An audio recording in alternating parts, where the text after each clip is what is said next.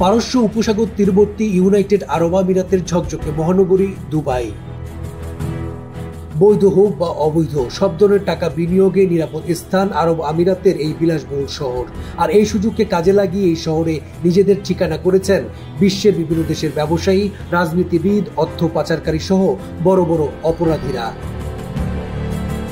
এই শহরে গোপনে সম্পদের পাহাড় গড়ে তুলেছেন বিশ্বের বিভিন্ন ধনাঢ্য ব্যক্তিরাও।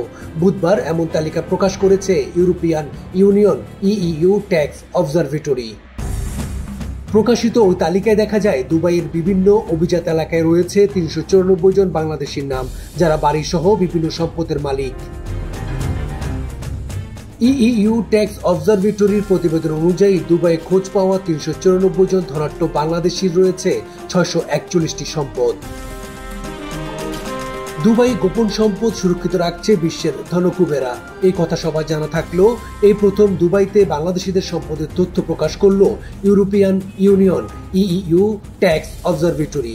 তবে এখনো তাদের নাম পরিচয় প্রকাশ করা হয়নি। তালুকদার বিপ্লব, ঠিকানা নিউজ ডেস্ক।